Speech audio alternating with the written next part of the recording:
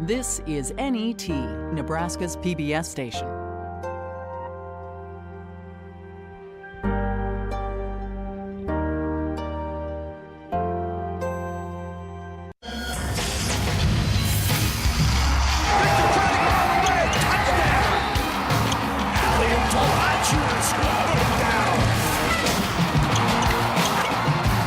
Too high, much better, and buries it.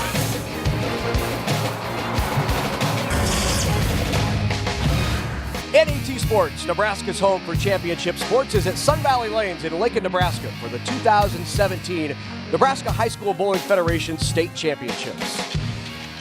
And good morning, everyone. I'm Larry Putney, along with former Husker and two-time national champion Carla Bandemer. It's great to have you with us here at Sun Valley Lanes. As yesterday we crowned 4 champions on the guys' side. Today it's the girls' turn. Later in Class A, Grand Island is back after the heartbreak of last year, looking for a title. Last year they went to that 5th game. They had a heartbreaking loss to Kearney, 3-2 loss to Kearney, but they're looking for their 4th state championship today. This is interesting. Yesterday on the guys' side in Class D, we saw Ravenna and Plainview. The girls' teams are back to battle again. Girls' teams are back to battle again. They've got one senior returning, but otherwise it is a brand new team this year. It's going to be exciting to see how they handle the pressure of a state championship match. We will crown 4 more state champions right here on NET.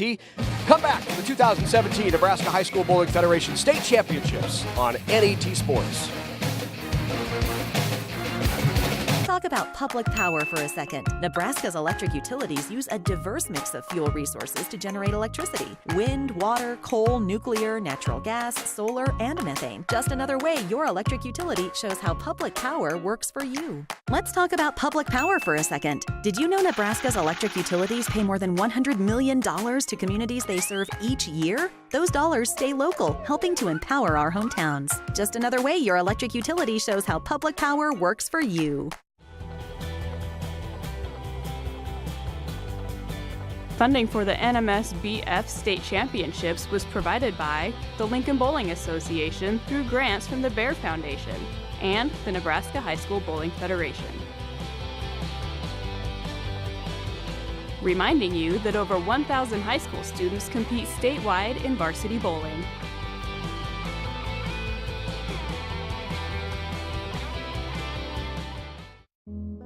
The values that Methodists bring is family. It's important going through school that you're not just a number, that you're a face and that you're a name to a teacher. And so I loved the small class sizes.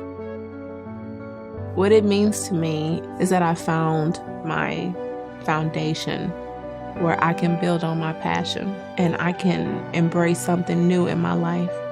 It is a place where I know that I'm supposed to be. And welcome back to Sun Valley Lanes. We want to remind you can get your copy of these 2017 Nebraska High School Girls and Boys Bowling Championships on DVD offered by the Nebraska High School Bowling Federation. Just visit www.nhsbf.com and follow the links, and you can preserve these state championship memories for a lifetime. Of course, girls championships here today. The boys squared off yesterday right here on NET Sports. These same 2 teams. In fact, it was Ravenna and Plainview battling for the boys' state title. Here's a look at Ravenna and the lineups for Don Hervert's squad. Jocelyn Cole is just a freshman. Anessa Crowell, Morgan Russell, Sarah Adam, Chapa Esperanzo Colmenares, and Trinity Schuler is the team for Ravenna, the Pirates. And for Plainview, the Blue Jays, Destiny Pollard, Kim Heitner, Taylor Krud, Lily Whaley, and Elizabeth Rudnick. That's a look at Plainview. Good crowd on hand here at Sun Valley Lanes this morning. These, of course, the Nebraska High School Bowling Federation State Championships. These 2 teams squared off yesterday with 8 other teams that made it down here to state. They bowled 3 preliminary individual games. The total pins that fell, then they were seeded 1 through 8. These teams in Class D were seeded 1 through 4. Ravenna was the top seed. Plainview was the number 3 seed. Here's a look at how this will go today. It's a Baker format. So the team scores as 1 game. It's a best of 5 games, so the first team to win 3 games wins it. The bowlers will rotate after each frame. So in classes C and D, the first 2 matches that you'll see here this morning, there are 4-player teams. So your top bowler would bowl in the 2nd spot. So they're bowling the 2nd frame, the 7th frame, and then again the 10th frame. So we get things going here with Ravenna, the Blue Jays. Leading off is Jocelyn Cole, crosses over. Just left of the head pin on the first shot by Jocelyn. Up on the right lane for the Pirates of Plainview, Mike Holton's team. Destiny Pollard. Pollard is a junior. Simple game, straight up the boards. Just a bit high, but trips out that 7 pin to leave the 6-10. Here's Cole, just a freshman, trying to convert on the spare and chops that head pin off of the 3-8. So 8-pin count for Ravenna to start it off. Here's Plainview. They can take an early lead here with the spare by Destiny Pollard. Needs to hook a little bit. It just takes the 10 pin off that 6.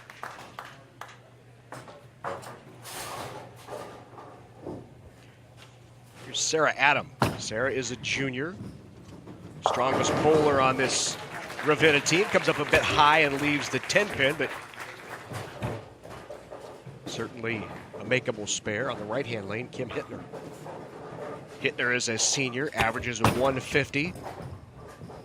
Turns the ball a little bit.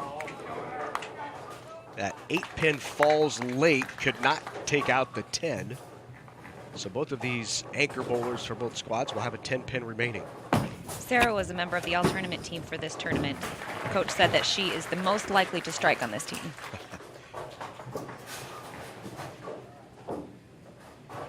So now on the right lane, here is Hittner.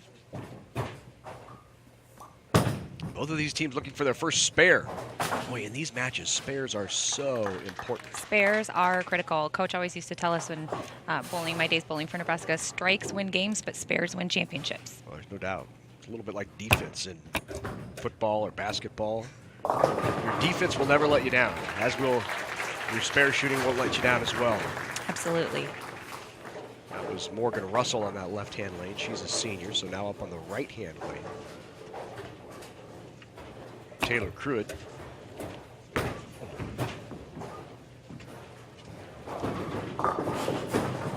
Good pin count for a shot that went a bit left. Morgan here for Ravenna is a senior, is planning on attending UNK in the fall, but she hasn't decided on a course of study yet. This might be the first mark of the game, and there it is. There it is. Yeah, they're still working out the early jitters here. It's a different ball game to bowl on TV. I mean, you're used to seeing balls go down the lane on other lanes. You're used to noise. You're used to so many things that are completely different when you bowl on television. All of a sudden, all eyes are on you. It's quiet. There's people sort of you can see in your periphery. It's a different beast to bowl on television, and so it takes a little bit of time to get the jitters out. It's a great point. I hadn't thought about the. Certainly you think about the lights and the people watching and the pressure of being the only one in the lane, but the noise, you're just used to it being very noisy in a bowling alley and bowling environment, and all of a sudden it's quiet. The voices in your head get louder because there's not much else to drown it out. Lily Whaley on this right-hand lane will try to get Plainview back into this. They trail here early on by 8. Lily tugs the ball. She'll shake that one off. Get the nerves out. Lily talked about loving high school bowling because she loves the opportunities, she loves meeting new people, and just having fun with her teammates. It's something that is so prevalent in all of these teams is they just absolutely have a fantastic time bowling together and getting to know each other and being a part of their high school community in an athletic setting.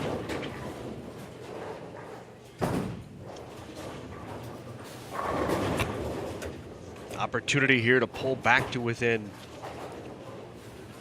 I think it marked actually maybe take a lead, but so maybe she hung up. That does not count when it comes out of the channel and knocks down pin, so that would be a double gutter there.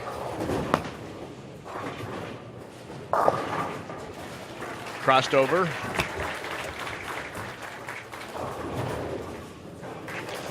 Here's Pollard, Destiny Pollard, the junior, averages 115.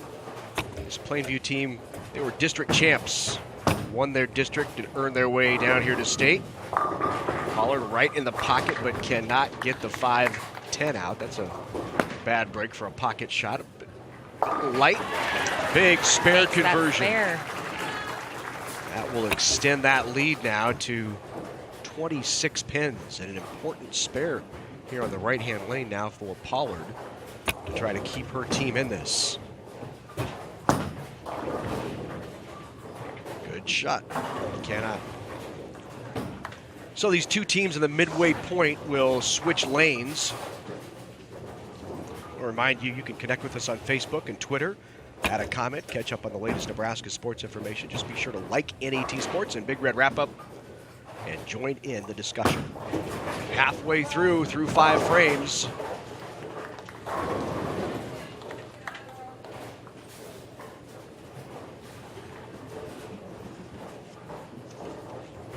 Ravenna on the right-hand lane with the lead. Here is Sarah Adam.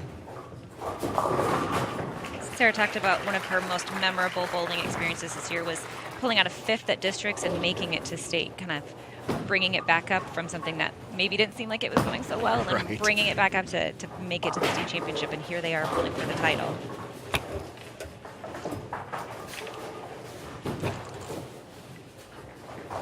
Kim Hittner is a senior heading to Chadron State, majoring in elementary education.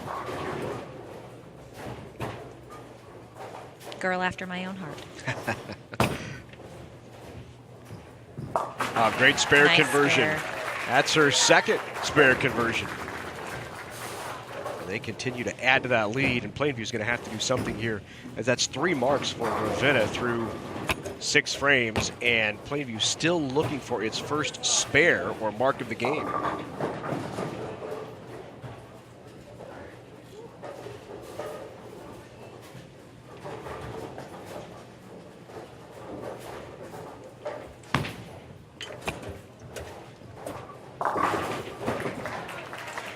Five count on the spare. In addition to bowling, Morgan loves to ride her 4-wheeler and dirt bikes. And she's also a member of her high school's choir.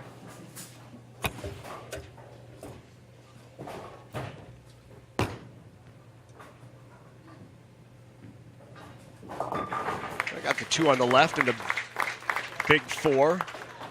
4, 6, 7, 10.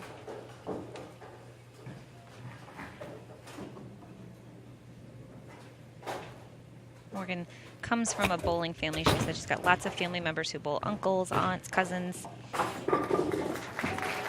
Lots of family involvement in the sport.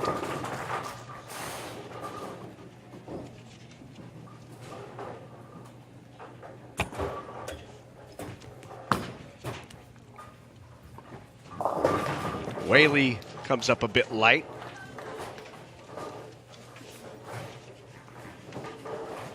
So here is right lane Ravenna with a big lead, now at 32 pins, 83 to 51 through 7. You know, Nessa Crowley is up for Ravenna right now. This is just her 2nd year bowling. Coach talked about how she is really still learning the game, learning the sport. She's working on her timing, she's working on her delivery.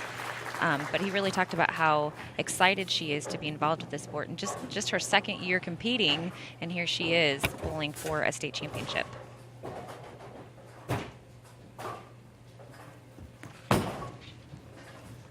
Needs to get up a little bit.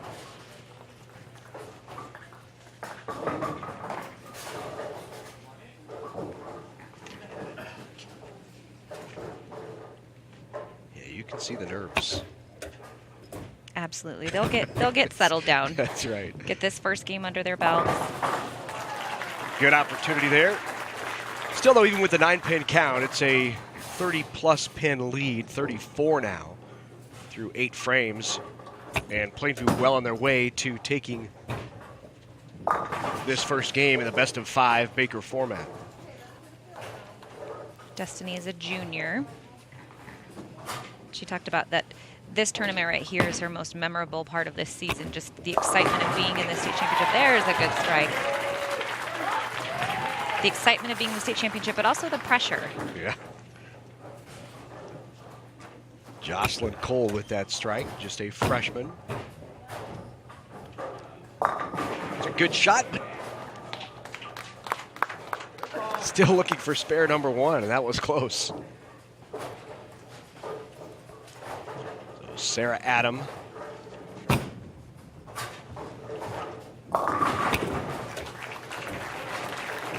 Sarah carries a 196, or I apologize, a 140 average, a high game of 196. She's also involved in FFA, 4-H, track, band, church youth group. Look at that. There we go. Took them until the 10th frame, but they finally are on the board with the mark. Won't be enough here in game number one as Plainview will fall. Look at the score there. Even if they strike out, Plainview can only shoot 97. Already Ravenna with over 100 here in this first Baker game. You know, sometimes when you're in this situation and mathematically you can't win the game, it's a good opportunity to take some practice shots, find your spot, maybe even, you know, shoot a corner pin to practice some spares because, you know, mathematically you're out of it. So take the opportunity for a few extra practice shots in preparation for the next game.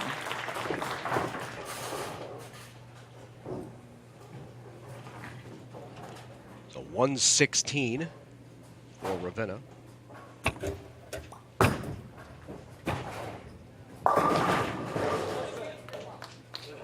Good opportunity to find the head pin here on this last shot that she's going to have. They will sub in here. Good opportunity to absolutely get your sub an opportunity to take some shots. Elizabeth Rudnick.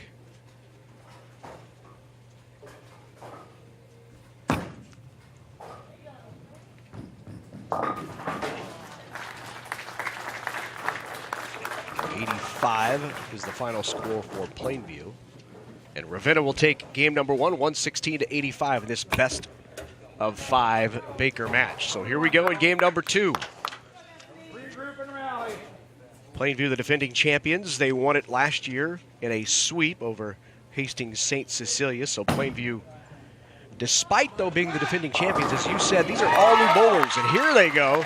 Now maybe shaking off some of those jitters, and they're on the board to start. Absolutely, and you heard somebody yell from the crowd, regroup and rally, and that's really something you got to do. There's nothing you can do about that last game.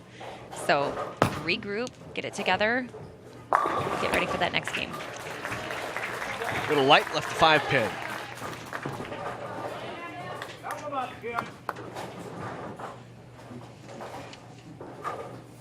Third straight trip to these finals for Plainview. Crosses over, mixes it, and gets the 5-10 to go, and that's a big start for Plainview, who shot just 85 in that first game and already a double here in game number 2. Good spare conversion for Ravenna. Now they're picking it up a little bit. You get a sense that there's a little more energy here at Sun Valley Lanes. Seems like we've worked the nerves out a little bit. That's right. First game under the belt, ready to go.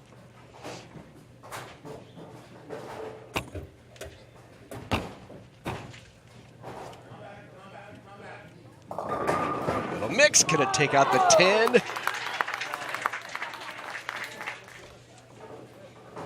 Taylor says, that's much better than my double gutter to start. I don't want to remember that. Pick 3 off the left side. Make it 4.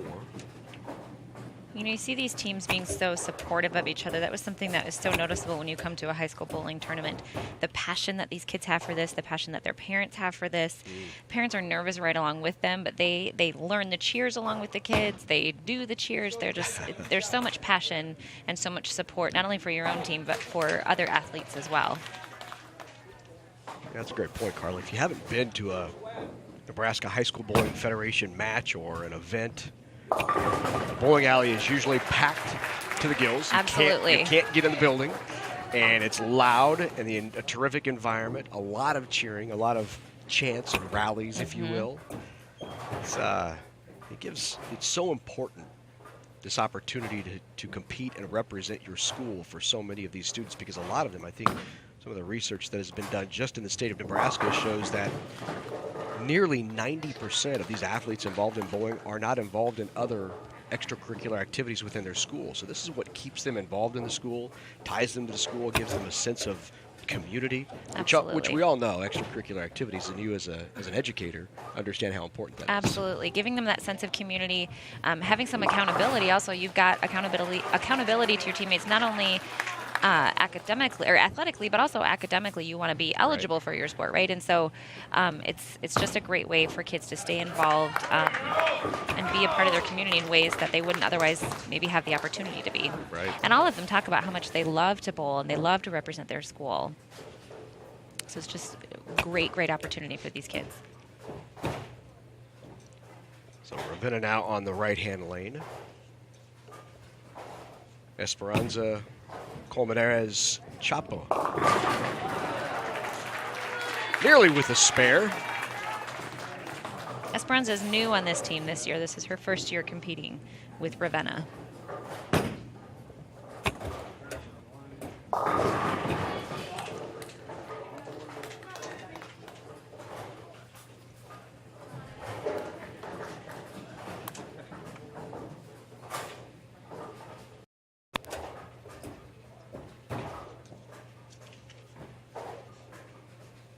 Here's Crowell on the right-hand lane.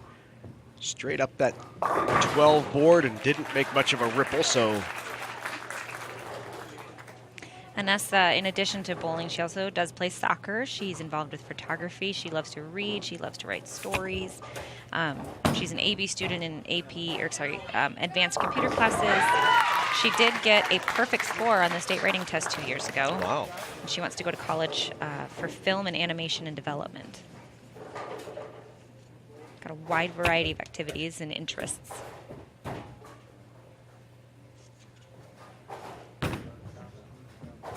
Just a sophomore. Crowell gets the spare. That's a big spare for Ravenna as they try to get back into this at the midway point.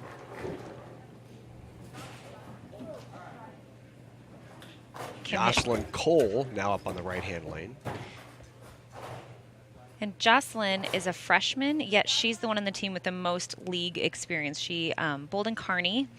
Coach talked about how she throws the ball hard and she's working on her accuracy, but definitely the one with the most league experience on her team, which is playing well for her.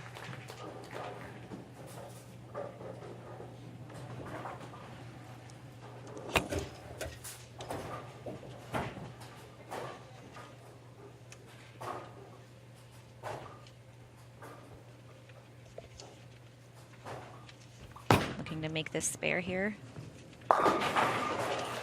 So close.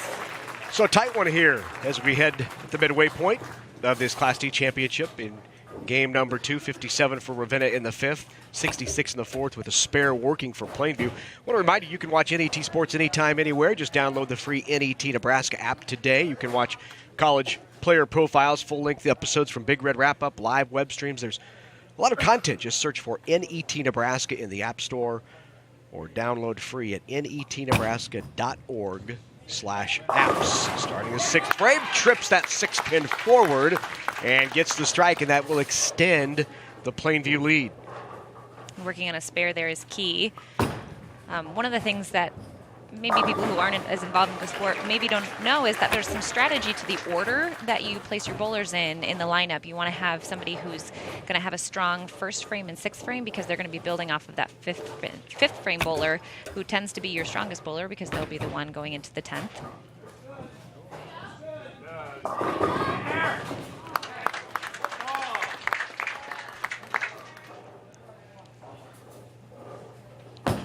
Looking for the spare conversion here, leaves the 3-pin. So extending the lead is Plainview with that strike in the sixth, and now 9 count for Taylor. She's working off of a strike in the the sixth frame, so a spare here will be key. And got it. Big cover.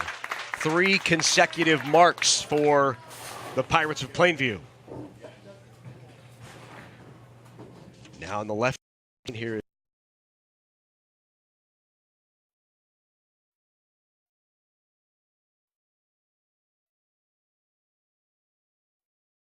But wants to beautiful strike for her. Just a sophomore, she was subbed in here in game number 2.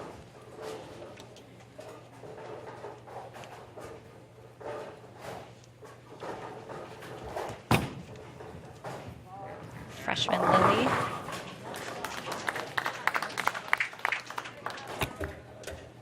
She talked about how her mantra is, we want it, we got it.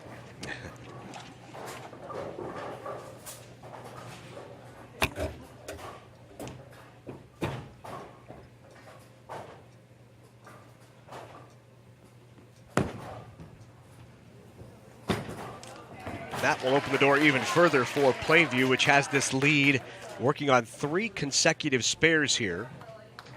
And Lily will see if she can make it 4 on a difficult spare here. You know, with this young Plainview team, Coach Mike Holton talked about the satisfaction that he had working with this team. That he said it was just raw material that he had. He took them from being really some non-bowlers who were just out for fun to kids who are really competitive athletes who really have changed their mindset. Beautiful spare there. Well, you saw Lily there as she was getting ready to bowl, kind of look a bit confused. Her coach said, no, just move right a little bit. Helped line her up and picked up the spare, and that's 4 in a row. And Plainview in control here in game number 2 after losing the first to Ravenna. Ravenna has a large youth bowling program. They do have over 100 kids who are involved in their youth bowling program. Coach Don Herbert has been a bowler since 1972. He took a PE course at UNL, which is what got him into bowling. He bought a bowling alley in 1981 and just sold it a couple years ago in 2013, but he still works there part-time in addition to a business that he and his wife own here in town.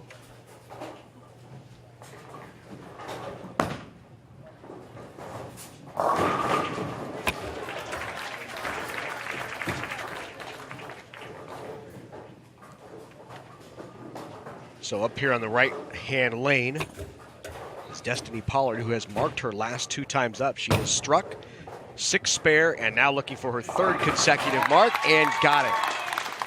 So great job for Pollard.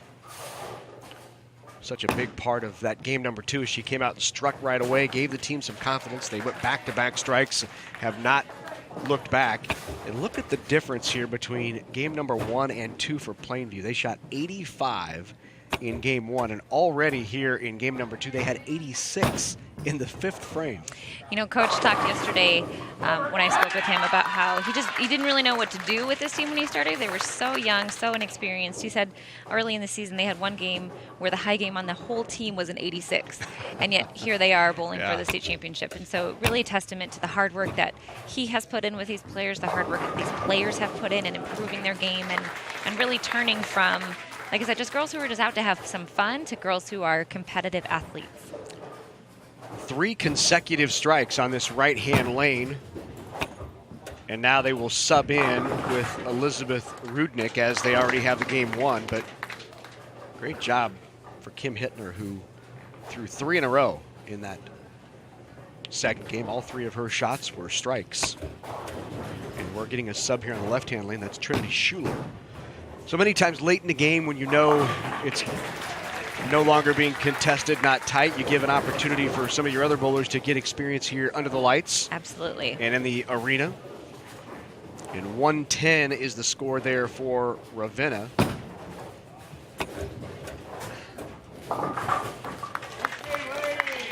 And it'll be a 177 for Plainview. So a nice score for the Pirates as they have evened this now at 1 apiece in this best-of-5 match.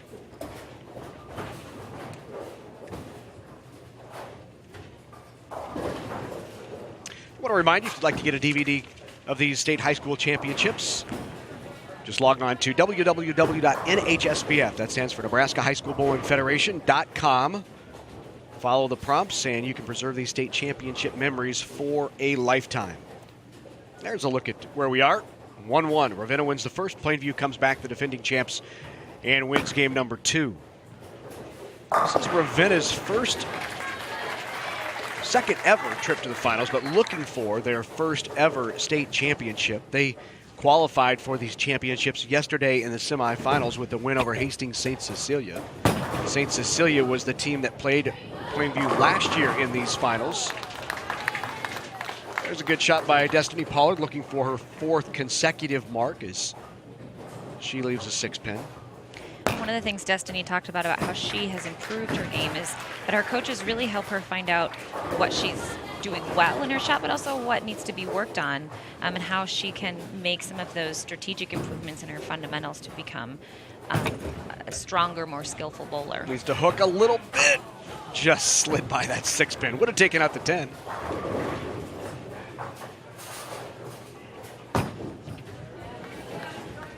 Here's Sarah Adam. Good shot, leaves the 5-pin. Back now on that right-hand lane for Plainview is the anchor bowler, Kim Hittner. Hittner looking for her 4th consecutive strike. Trips the 4-pin out of there, but leaves the 9. That 4-pin getting out of there makes it a little easier. Or a lot easier. Sarah is a junior this year. She is planning on studying plant genetics in college. Plant genetics. Plant genetics.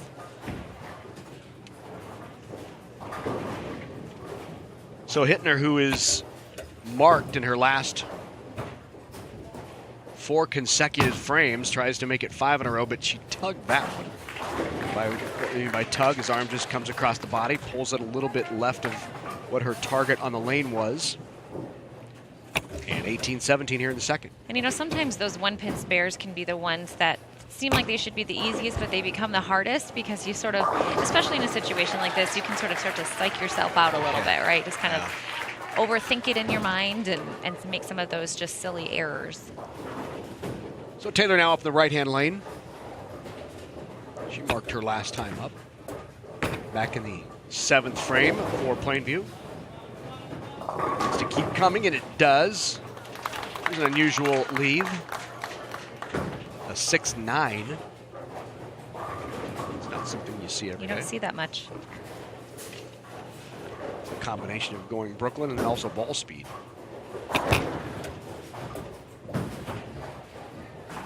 Oh, it rattled it, but did not fall. Not a bad shot by Morgan Russell.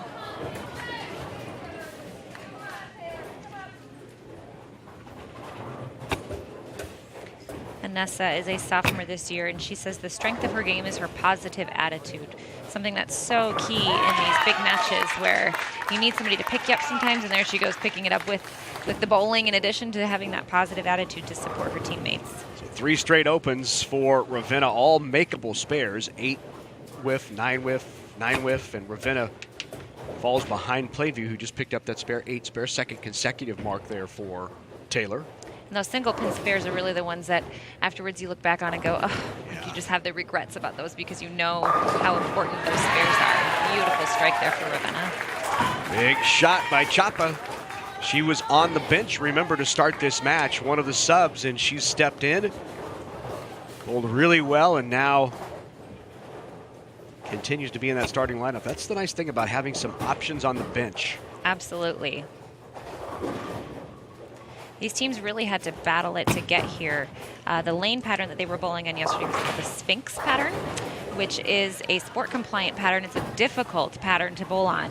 And so scores were a little bit lower, but that's to be expected when you're bowling on such a difficult oil pattern.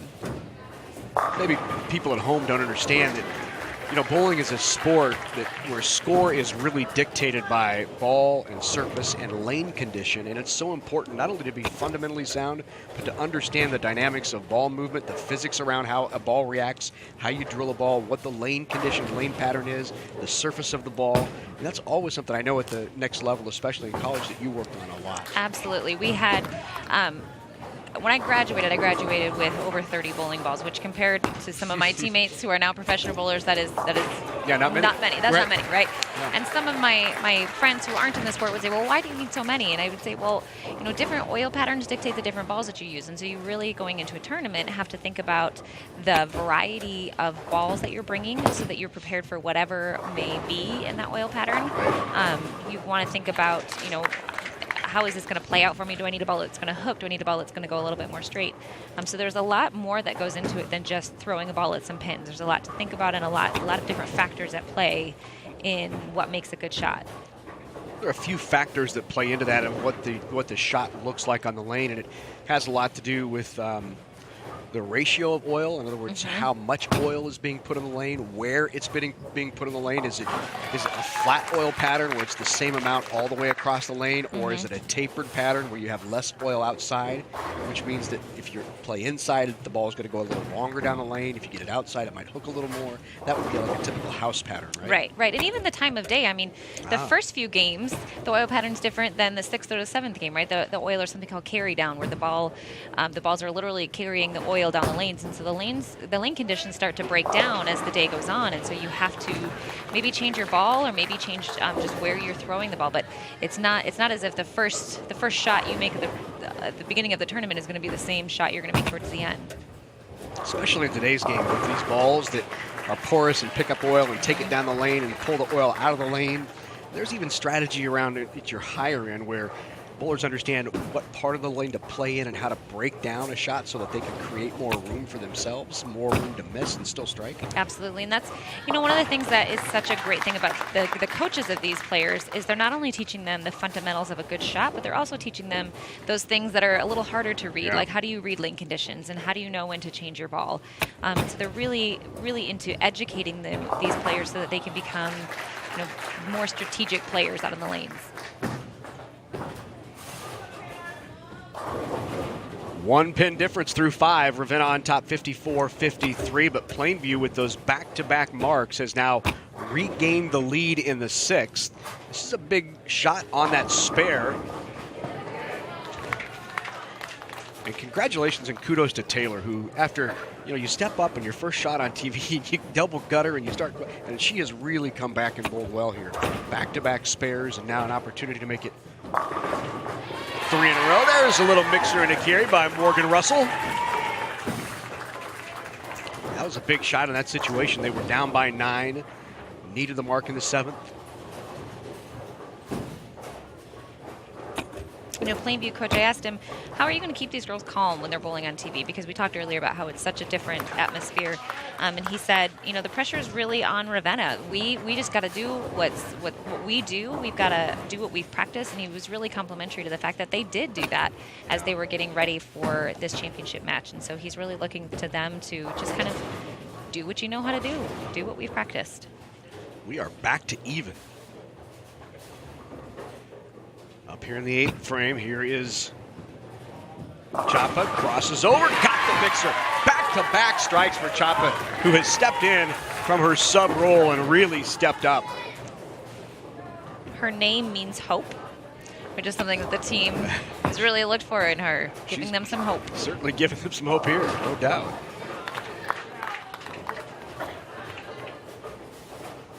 An opportunity for a big 3-bagger here for Ravenna. Got it! 3 in a row. Big shots.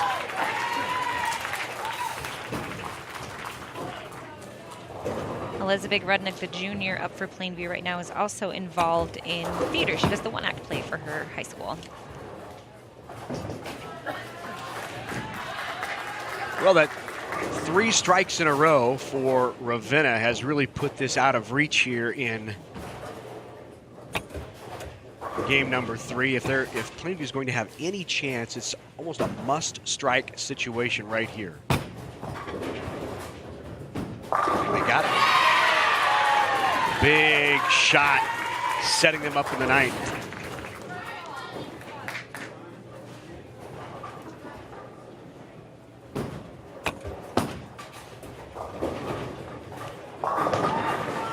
And that will do it. So game number 3 will go to Ravenna.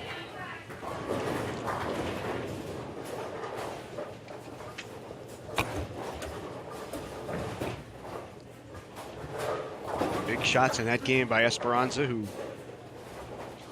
threw 2 shots and struck both times.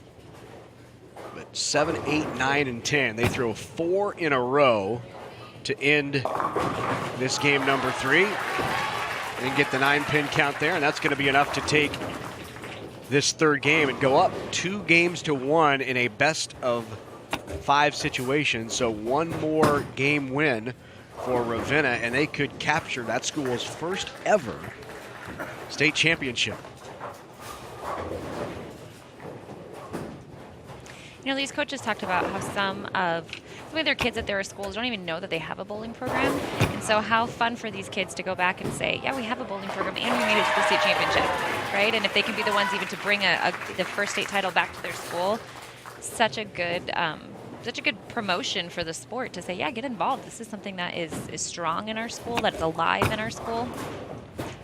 There are a total of 30-plus states around the country in which bowling is a sanctioned sport by that school's high school athletic association. So the similar organization here in the state of Nebraska would be the Nebraska School Activities Association, or the NSAA.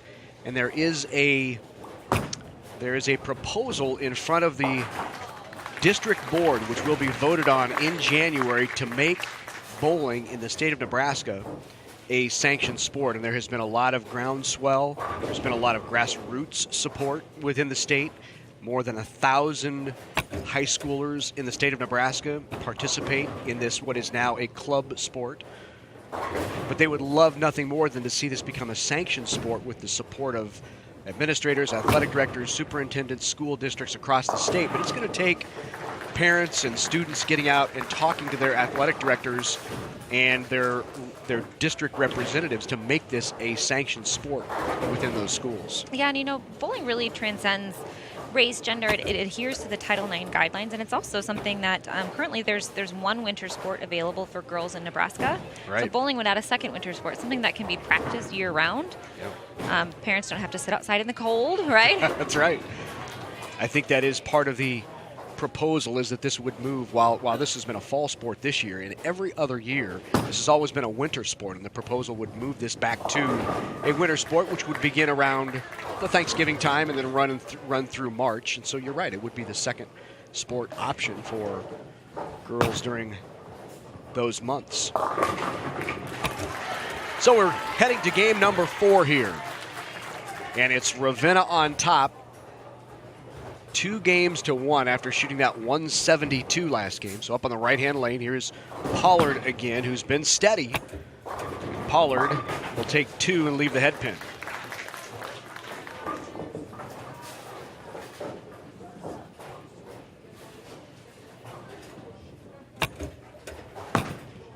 Mark to get going here would be big, and just slides by that 3-pin and knocks out the 10.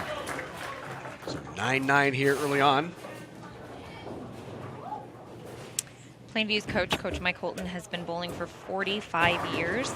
That's another great thing about bowling, is it's a lifetime sport. It's not something that you sort of max out on when you sort of age out of it. Right. Or you can in other sports. It's something that you can do from, as a young child all the way up into your later years. So he's been bowling for 45 years. He's been coaching for 10. All of his kids at some point have bowled his own children have bowled in the state finals.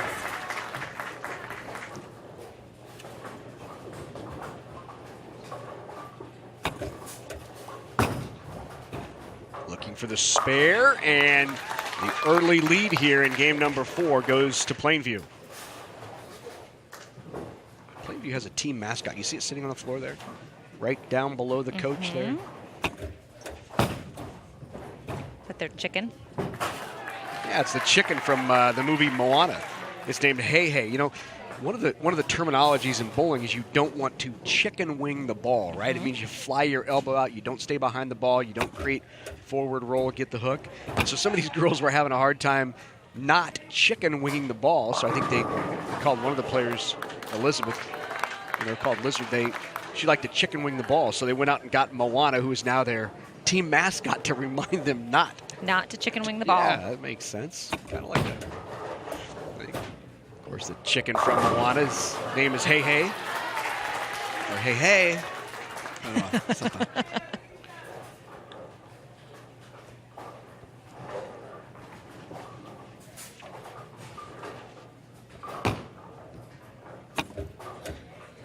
Looking to cover, and does. Big spare For Plainview, that's back-to-back marks for the Pirates. And now, this becomes a big mark here for Ravenna, who's trying to close it out. Morgan Russell, this lone senior on the team, Coach talked about how she's a calming influence in the team. She's really the one that can kind of bring everybody back down when they need to. Gutters that 10-pin spare. But being that lone senior, she's really the calming influence in the team and was a member of the all-tournament team. Oh, here's Taylor.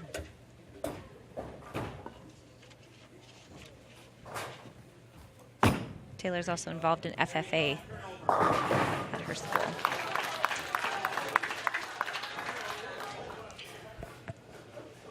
Here, Class D Girls Championship at Sun Valley Lanes in Lincoln, Nebraska. The Nebraska High School Bowling Federation state champs will have 4 state championships to bring you. This is Class D, so the smallest of the classes, just 4 starters.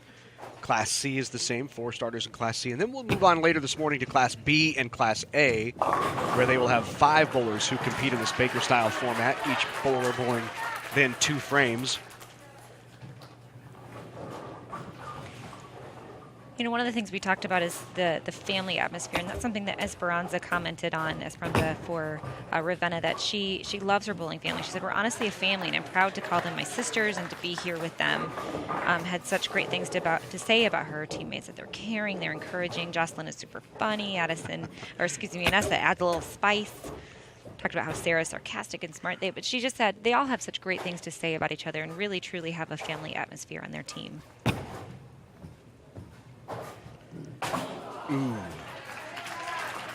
Well, that would have been a big mark because they are now down by 13. That would have essentially pulled them even, but now an opportunity for Plainview to extend that lead here in the 5th frame. The shot by Destiny Pollard is light. Got some work to do there with the 1-2-5-9. On the right-hand lane now, Jocelyn Cole. Again, just a freshman. It's going to be right around the pocket.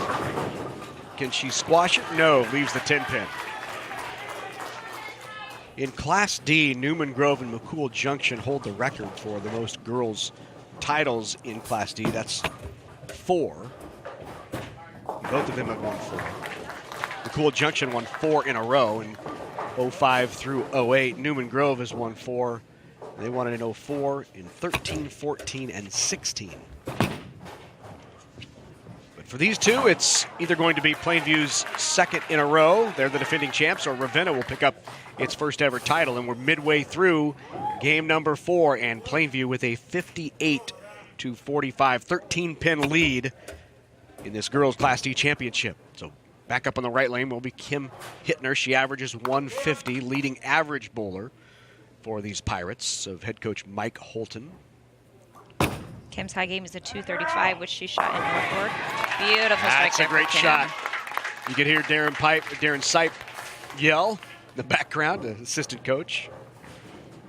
Dave Korth is the proprietor for these Plainview girls. DK Lanes, Ravenna's shot there. Sport Bowl in Ravenna. Chris Lane is the proprietor.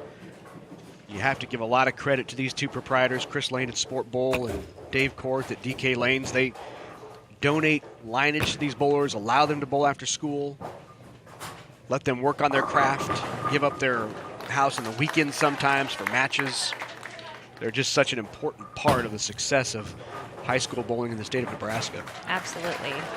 You know, they have a vested interest. This is the future of the sport, right? They want these kids to stay involved because the more involved they are, the more involved they're going to continue to be as they grow older and start families of their own. And you know, me having a young son, getting my son involved in the sport, it's the future of the sport. It's interesting you say that because I think one of the things that we hear from some athletic directors or administrators within schools who may not have a bowling alley within the vicinity where they could have, so why would we support the initiative given that we don't have a center or lanes or alleys that we have access to? And I think it's very similar to golf. You know, I mean, there are schools who don't participate because they don't have access to the facilities, but still providing the opportunity and allowing others who do have that opportunity to have an experience like this when 85+% of these students involved in this sport, it reaches an entirely different demographic than so many other sports that are in the schools currently. Absolutely. One thing my parents love too is you're not as prone to injury in this sport, right? You're not getting hit by anybody. Nobody's knocking you down. And so there was that added benefit too. My parents, loved to come watch. They were really involved, but it was something that it's a family endeavor. It's a family opportunity to get out. And it's something you can do not only competitively, but just as something to go do for fun. And outside of the rogue flying bowling ball, there's no concussion issues. Absolutely. I did at one tournament see a guy get hit in the head with a bowling ball and have to go to the hospital. Yep. I have too. It's Very rare. rare. It's rare. I think you see more pinched fingers on the ball return than anything, right? Yes.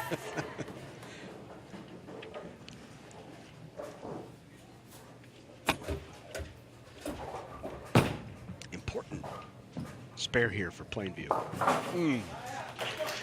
Kind of slides by it, so Ravenna in a situation where a spare here could help them regain the lead. In fact, it would even it. Essentially create an even match here if Esperanza can pick up this spare. Big spare here for Ravenna. Nice follow through. Can she get them all? Great shot though. Good effort. So still down by 16, and if it stays this way, if Plainview can put some pressure on, we're headed to a 5th and deciding game. 7-pin count for Pollard. Back up on the left-hand lane is Cole. Well, Cole really needs a strike here to give her a chance, or at least a mark, to give her team a chance here in these last 2 frames. Comes in there right in the pocket. Big shot by Jocelyn Cole. Now that was very big, as it now puts a little bit of pressure here on Pollard. If she can find that pocket on this spare, she can make it. Oh, good roll and good Perfect. cover. Very big shot for Plainview, who's trying to extend this to game number 5. So up on the left-hand lane, here is Adam. A double here by Adam would put them right back in it. Mixer, got it! Big shot for the Blue Jays. Yeah, a little fist pump there from Don Herbert, the head coach. He knows how big that one was. Sarah talked about how Coach Don taught her, is the person who has helped her become a better bowler the most, because he taught her some proper form. Well, I'll tell Big you what, split. This really opens it up, and Ravenna could close it out here with a strike. With that split on the right-hand lane, likely 119, a strike here would give Ravenna a championship. So not done yet, as we have a tight one. 120. 18 needs 2. We could have a tie here. Needs 2. Can she get them all? That was a very big 2 there. That's what you want to do there. Yeah, 120. So now 1 pin here. And Ravenna wins its school's first ever state championship. Just 1 pin. Can she get 1? It needs to hook. That's enough. There it is. A state championship for the Blue Jays. I wonder if they know I it. don't see she knows it. Did we win? You did. That's right. Coach Herbert. Coach Herbert is saying, "Oh my gosh, we won." All we needed is 2. You got it. 122 to 120, as they just realized that 1 was all they needed, and Ravenna is state champs. There's the final, 122 to 120. They win the first game, the third and fourth, in a terrific showdown. And congratulations to the Blue Jays from Ravenna and Coach Don Herbert, who win their first ever state championship. We'll have medal and trophy presentations when we come back here to Sun Valley Lanes in Lincoln. For me, asking why is just getting started. It's more than an activity. It's me doing what I love. I'm not a stereotype.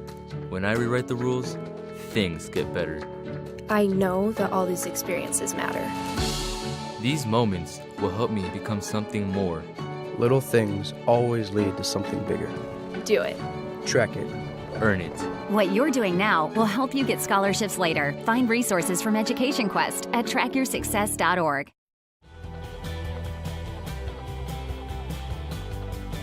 Funding for the NMSBF State Championships was provided by the Lincoln Bowling Association through grants from the Bear Foundation and the Nebraska High School Bowling Federation.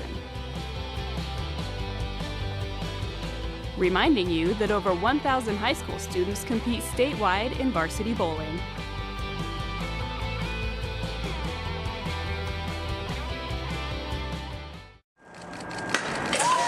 It's a lot harder than people think it is. Doesn't always crack on the first whack, but it did this time. I was just so relieved. It took me about 30 seconds to get past that feeling. And it's exciting. The band starts, the music plays, the confetti flies. It's great.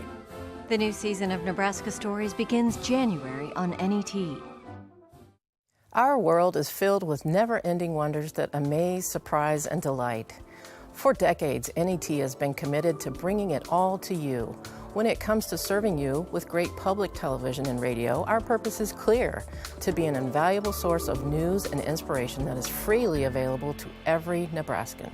As the year comes to a close, give generously to help create a great new year of public broadcasting. Make your donation today. The channel you're watching now is NET Television.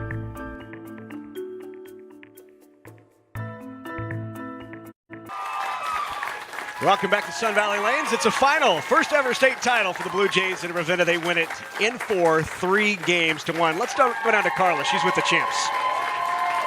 Thanks, Larry. Sarah, congratulations. Tell me what was going through your mind on that last shot. Did you know that you needed 1 pin to win it? I didn't really know that I needed 1 pin. I try not to focus on the score. It's take every shot as it goes, and thankfully I had enough pins and made a good enough shot. Absolutely. Congratulations. And Coach, this is the first state championship that you are bringing back to Ravenna. Tell me how this feels. Great. It's not our first. We've won the girls before, and we've been runners-up twice, but it feels really good. We had 3 new bowlers this year, so they did really well, worked really well as a team. Absolutely. Congratulations. Larry, back to you. Thanks very much, and congratulations to Coach and the team as they win that school's championship, beating 3-1 with the win over Plainview. I want to remind you, you can grab a championship of these, or a copy of these high school championships, NHSBF.com. Just follow the prompts, and let's go down to our public address announcer for the presentation of the pins and the championship trophy. And now for the awards presentation. Your Class D runner-up, the Plainview Pirates. Head coach Mike Holden, assistant coach Darren Sipe.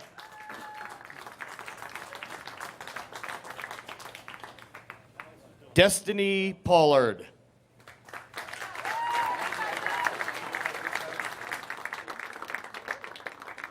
Kim Hittner.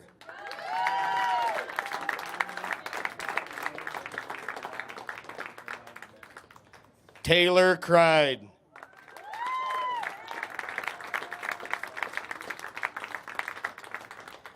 Lily Whaley.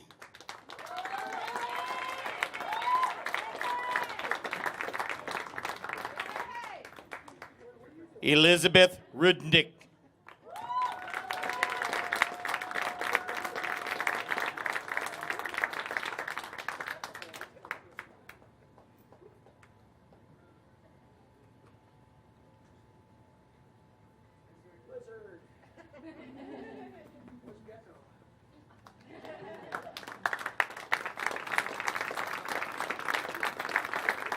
Ladies, here's your runner-up trophy. Congratulations to the Plainview Pirates, your Class D runner-up.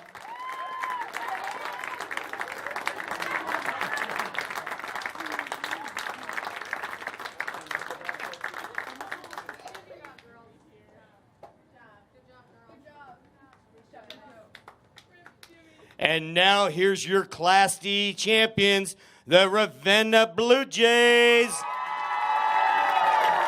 Coach Don Herbert.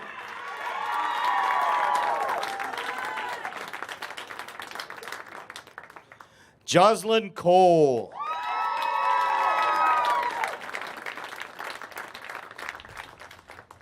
Anessa Crowell.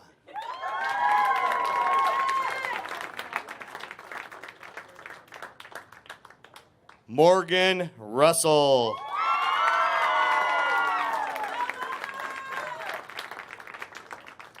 Sarah Adam.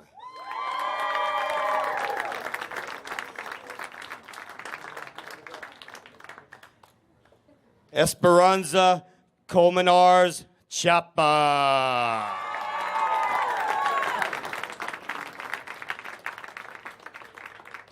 Trinity Schuler.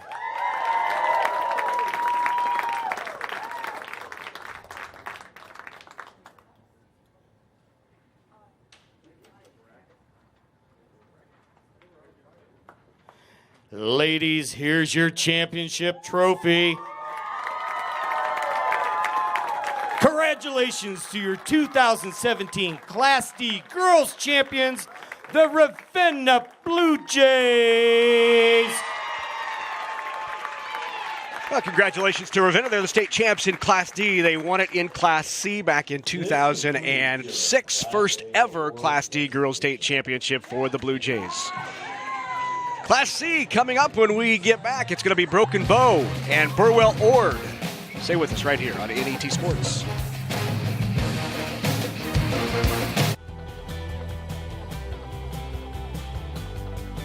Funding for the NHSBF State Championships was provided by the Lincoln Bowling Association through grants from the Bear Foundation and the Nebraska High School Bowling Federation.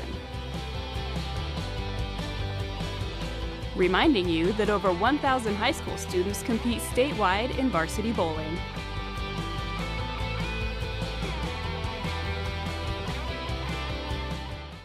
Have you ever wondered what happens to soybeans after they're harvested? Every year, soybean farmers invest a portion of their soybean revenue to fund research, marketing, and promotion, which is called the Nebraska Soybean Checkoff. 80% of the harvested soybeans are crushed into soybean meal that's used to feed poultry and livestock. The other 20% is made into soybean oil that's used for cooking oil and biodiesel. To learn more about the Nebraska Soybean Checkoff, nebraskasoybeans.org. Well, if you'd like a copy of these state high school championships, just log on to NHSBF.com, follow the prompts, and you can preserve these memories for a lifetime. Pick up your high school bowling championships on DVD from the Nebraska High School Bowling Federation. Good to have you with us here at Sun Valley Lanes for our Class C Girls Championship. Here's a look at the starting lineups for Broken Bow. Justin Province is the head coach. Ryan Nielsen is a senior. Chloe Herman also a senior. Madison Wells is a junior. One freshman in the lineup, that's Lizzie Nielsen. Freddie Baker is a foreign exchange student. She's a sophomore. Autumn Young is a sophomore. And then Caitlin Nineberg is a junior. That's a look at Broken Bow. For Burwell Ord, Lori Mayers is the head coach. Olivia Hill and Molly Mayers are the two seniors, three sophomores, and Melissa Deaver, Jaylee DeGroff, Tiffany Mayfield, and Alexis Reinwald is a senior. Here's a look at the top 10 from the Class C singles event, which was contested at Sun Valley Lanes yesterday. Brittany Pospisil of Hardin Cedar Catholic was the winner. She is your state medalist, shooting a .538. You see a couple of Broken Bow and a couple of Burwell Ord there in those top 10. So there's a look at the top 10 bowlers as named during the singles competition, which was also held at the same time as the qualifying for these state finals. Class C coming up when we get back. It's going to be Broken Bow and Burwell Ord. Stay with us right here on NET Sports. Whether it's spring planting, fall harvesting, or just a drive across the state, soy biodiesel helps a diesel-powered engine operate in a demanding job. Soybean oil from Nebraska soybeans makes biodiesel a renewable fuel that's also environmentally responsible. The Soybean Checkoff plays a major role in supporting the use and availability of biodiesel. The Nebraska Soybean Board, growing opportunity from the ground up.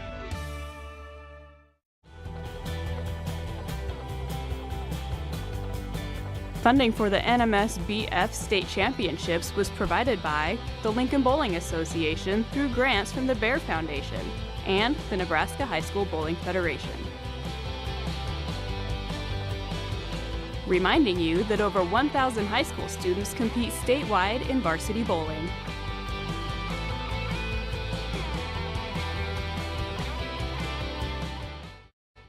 So ready to go. Broken Bow will be wearing that is Burwell Ord wearing the black uniforms. Broken Bow will be wearing partial red on the top and black as well for a state championship here in Class C on the girls' side. Broken Bow up first, and by the way, first ever trip to the TV finals for Broken Bow, but not for a couple of these players, as Ryan Nielsen and Chloe Herman, and you're looking at Nielsen here, both bowled on the boys team last year and made it to the television finals as members of the boys team. So finally got enough girls to go out and create their own team, and here they are right back here in a championship. This is Burwell Ord on the right-hand lane, and that's Olivia Hill starting it off for Burwell Ord, head coached by Lori Mayers. So after a terrific first shot there you saw by Ryan Nielsen, the senior, she has a 10-pin conversion right at it, no trouble. That looks like a player who's been in this environment before and know what she's doing. Absolutely. Coach talked about Ryan being the most consistent bowler on the team and really the glue that holds the team together. Got a nice conversion as well. Ooh. Thought that was going to hook enough to take that 8-pin out, but the 8-pin remained after taking out the 1-2. Here is Chloe Herman. Chloe's got a nice game, very up the boards. Chloe's planning on attending Midland University to major in elementary education in the fall and just recently signed with Midland University to bowl for them. There's a nice shot by Molly Mayers. She is their senior anchor bowler. And speaking of senior and anchor, here is Chloe Herman, who averages right around 175, 180. Solid player, but leaves that 3-pin there as she takes the 6 off of it. First open of the game, 1 open, 1 spare for both teams through 2 frames. Alyssa Deaver now on the right-hand lane. Deaver, just a sophomore. You see the backup ball, the reverse rotation. First time we've seen that today. And here is Madison Wells, the junior, on the left-hand lane. Crosses over and leaves the 3-pin.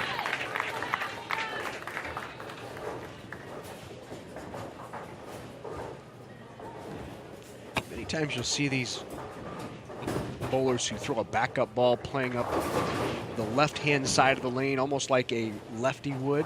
She was actually going off the right side. Now there's a little more left side of the pin action.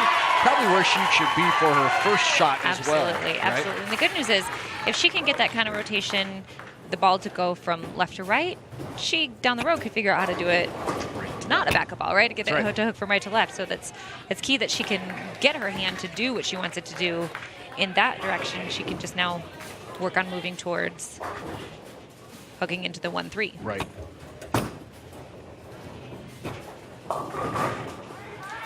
The washout. Here's Nielsen on the left-hand lane. That's Lizzie Nielsen. And here's Jaylee DeGroff, just a sophomore. Jaylee averages 130. Burwell, go ahead. Sorry, no, I was going to say Jaylee is a sophomore this year, planning on attending UNL when she graduates and is hoping to major in agriculture. Lizzie Nielsen try to complete the spare. Well, not the conventional way, but it works. She's kind of shaking her head when she released that ball. I don't think she thought she had it. I think the 1 into the 3 kicked the 6 and then went off the 6 into the 8, which you don't see. It works. You don't see that happen very often. Looking for the crossover pocket, mixing them up and left the 3-pin. So both of these teams right around the pocket here early to start. Here's Ryan Nielsen. She's had 2 great shots in a row. Left the 10-pin once, made the adjustment like a little mini 2-in-1 move right, and she was flush. Olivia says a strength of her game is being able to pick up a single pin when she really needs it. So we'll see if that strength is going to come out here. There it is. Longhorn Lanes is where Burwell Ord bowls out of. Dan and Tammy Ruza are the proprietors there, and there you see it as we flip an even match here through 5. Now Broken Bow could take a 10-pin lead if their anchor bowler, Chloe Herman, who's up next, could throw a double. As we said, first ever trip for Broken Bow to these finals. Burwell Ord, this is their 5th trip to the TV finals. They did win 3 straight titles in 8, 9, and 10, and look at that shot. Just a great roll. She moved inside a little bit as well. Got the skid, got the carry, and a big double here for Broken Bow. Mayers trying to add to it. Mayers is heading to the University of Nebraska-Lincoln in the fall and is planning on majoring in nursing. She's hoping that she's going to be able to bowl on the men's club team for UNL.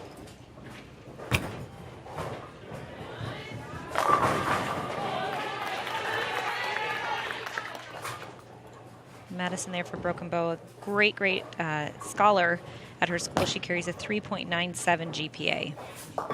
Good cover by Mayers. An important one to stay close, as that double by Broken Bow has given them a 10-pin lead.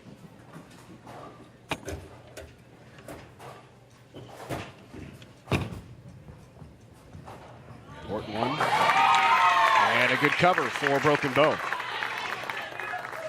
You know, sometimes when you get into these TV final matches, the nerves can kind of get the best of you a little bit, but these girls seem pretty solid. They don't seem to be too rattled by this new atmosphere. I would agree.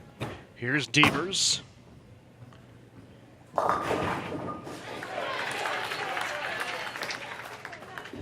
And Lizzie Nielsen. Trying to get that back in that 1-3. Leaves a 2-pin on a light hit. It's an important shot here for Deaver, who, as you see, even with a mark and a strike, they would still be down by 14. And with just a couple of frames left, every one of these marks is going to count. That's going to slide by. So an opening here for Nielsen if she can manage to cover the single pin. And that's going to miss as well.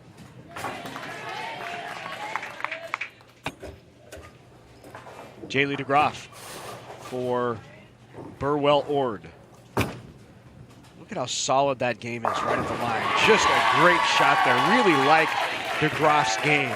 Very fundamental, high follow through, good finish, nice rotation, just like Nielsen here. You know, just like any other sport, there's some style that you can have with your shot, but being a fundamentally sound bowler is really the way to be the most consistent, to be the most predictable. Not only useful for you and your game, but also for your teammates so they can get a good read off of you for their game.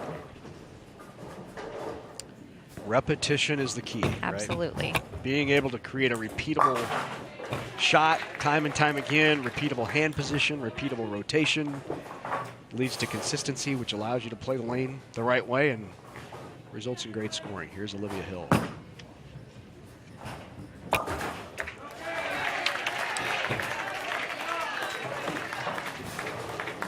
Here's the situation, 141-124 heading into the 10th.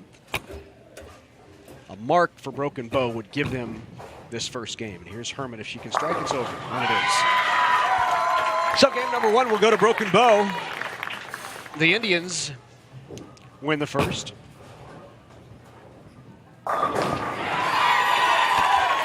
Really like the game of Molly Mayers as well. Boy, 2 solid players in Mayers and DeGroff for this Burwell Ord team, and 2 really solid players as well for Broken Bow and Nielsen and Herman.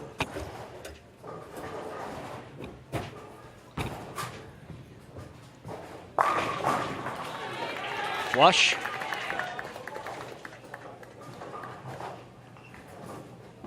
I love the intensity on Molly's face. She is laser focused.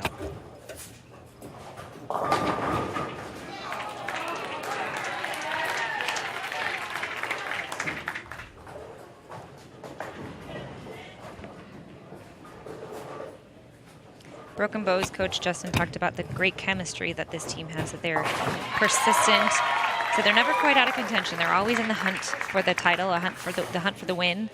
So he really appreciates their drive and their focus.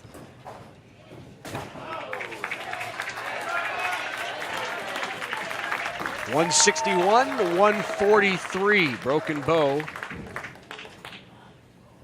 takes the first. There you see.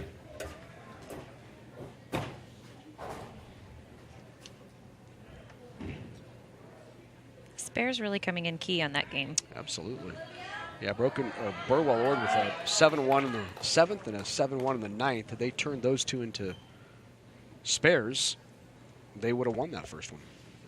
But instead, Broken Bow with the 1-game-to-none lead here in this best-of-5 Baker-style finals. Olivia Hill gets 6 off the rack. And here is Nielsen. Ryan Nielsen, the senior. Great shot. I think that was a ball change for Nielsen, if I'm not mistaken. Going to something that's probably a bit more aggressive as she's experiencing some skid and carry down, and she goes to a more aggressive ball, flushes the hole or the strike. Here's Olivia Hill trying to convert.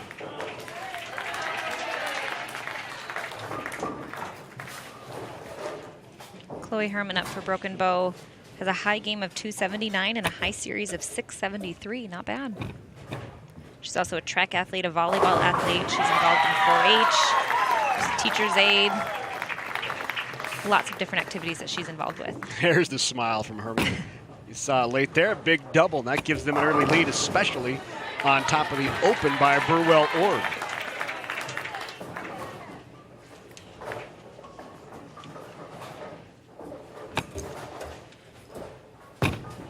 Wells, Madison Wells trying to make it 3 in a row and does. 3-bagger to open up game number 2 for the Indians. Needs the cover.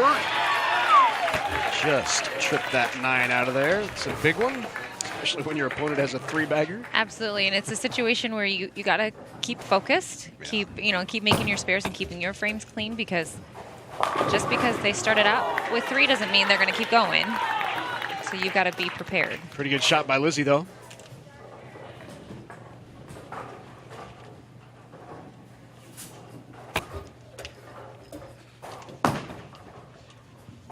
Backup ball of Deaver just misses the pocket. Melissa is another one planning on majoring in nursing when she goes to school, planning on going to school in Grand Island. First open of this first game for Broken Bow. They have 87 in the 4th, and a currently commanding 30-pin lead. Could stretch that, depending on what happens here. It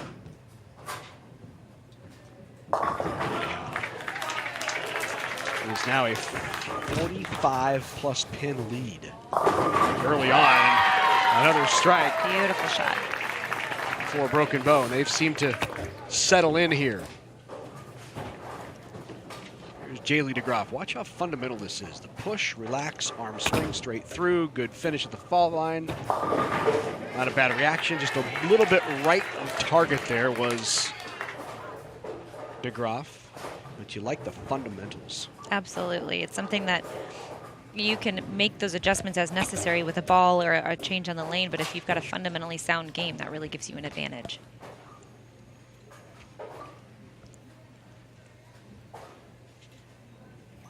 Jaylee's a dog lover. She's raised Boston Terriers, and she has 3 of her own. Great spare that she just shot there.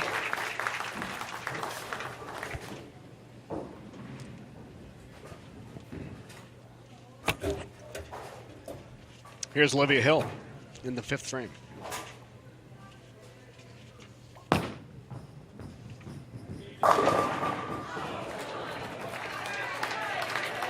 Olivia credits her teammate Molly as the one who really got her started in bowling, and she said that Molly's always there to cheer her on. She's always there to bring her up when she's down.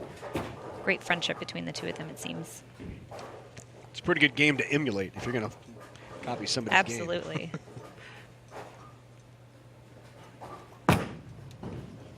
Looking to cover, and does. So 3 spares in the first 5 frames for Burwell Ord, but tough to compete with those 4 strikes, and they find themselves down by 35 pins here through 4. Well, NET is for you, sports fans. We bring you more Nebraska high school sports than any other Nebraska network. For more information on dates, times, available webcasts, you can visit netnebraska.org/sports. Herman back up on that left-hand lane. Trying to make it a double, and 5 strikes in 6 frames, and she does. Gets the mixer 5-10 off the wall and out.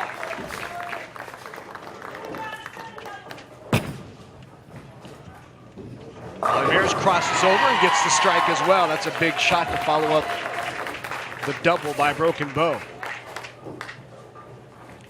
So here's Madison Wells now trying to make it a second 3-bagger in this second game, and leaves the 3-pin.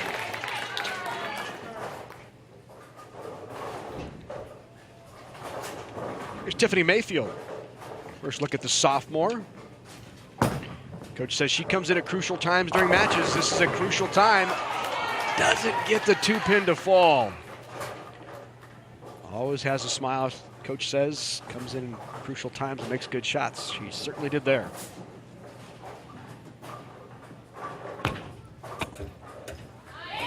Good cover. So important to have those players on your team you can just count on to make a good shot, pick up spares.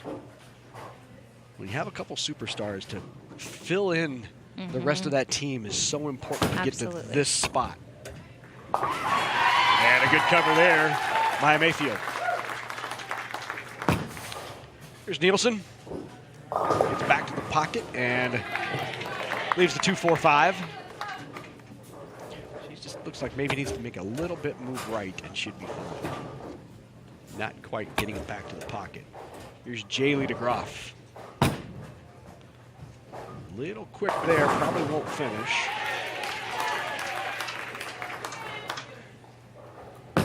This is Lizzie's first time bowling at state. What an opportunity to Absolutely. first time bowling at state and make it all the way to the championship match. And doing well in it.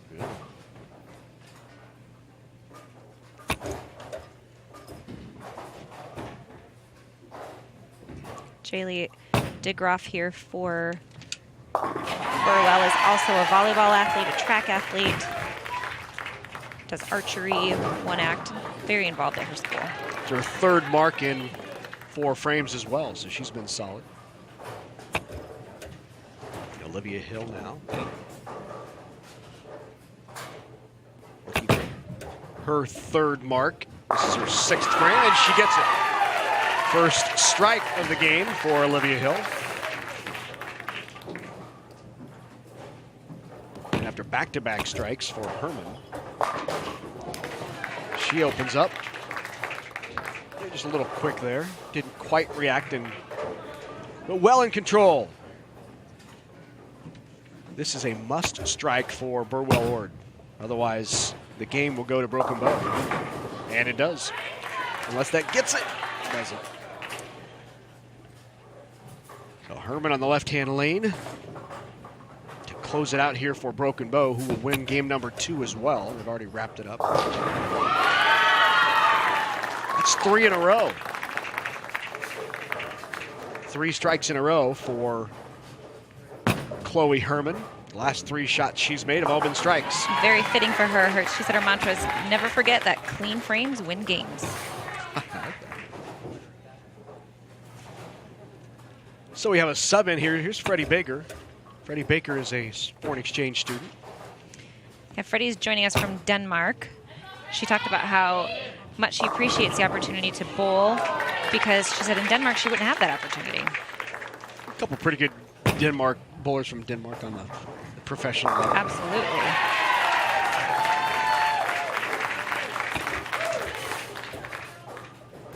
But not only is Freddie taking up bowling, she's making the most of her time as a foreign exchange student this year. She's already lettered in cross country. She does basketball. She's in 1-act and speech. She has quiz bowl, track, choir, archery. Really taking advantage of the time that she's got here. Multi-talented, picks up the spare. She's going to want a DVD of these state high school championships to take back home to Denmark, don't you think? Absolutely. Show the family back there. And they've won here in the second, 199-169, 30-pin win for Broken Bow. And now they are just one win away from that school's first ever girls state championship. Remember, top 2 bowlers for this Broken Bow team, Ryan Nielsen and Chloe Herman. Nielsen, who you're seeing up right now in the left-hand lane with that shot, both bowled on the boys team last year and made it here to the finals, losing to North Bend in the finals. Olivia Hill carries a 3.9 GPA. She's ranked 6th in her class out of 24. She started bowling with her great-grandma's red Husker plastic ball her sophomore year. Who didn't have one of those growing up? Right? Was that your spare ball in college? No. No, you didn't No. ever have a plastic ball. No, I did have a red Husker ball, but it wasn't a spare ball.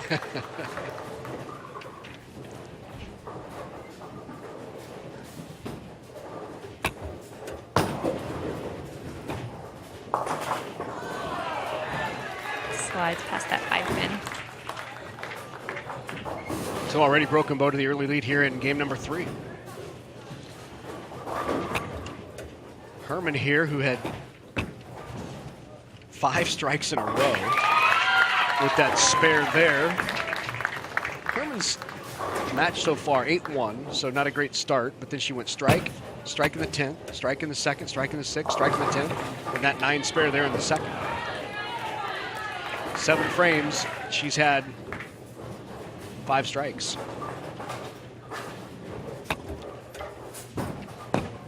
Madison Wells trying to add to the Broken Bow lead.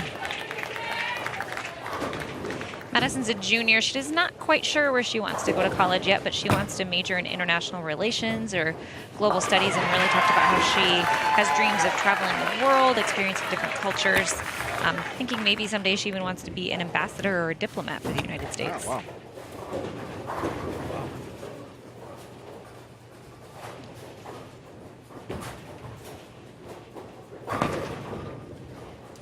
Wells going to slide by that first open frame for Broken Bow here in game number 3. Mayfield back in there, and Mayfield squashes the rack and gets the strike. She's really come in clutch in her last couple shots for her team, and fittingly so. She wants to be a paramedic. There's a good shot. Come in and save the day. Lizzie Nelson. Yeah, apropos, right? Right.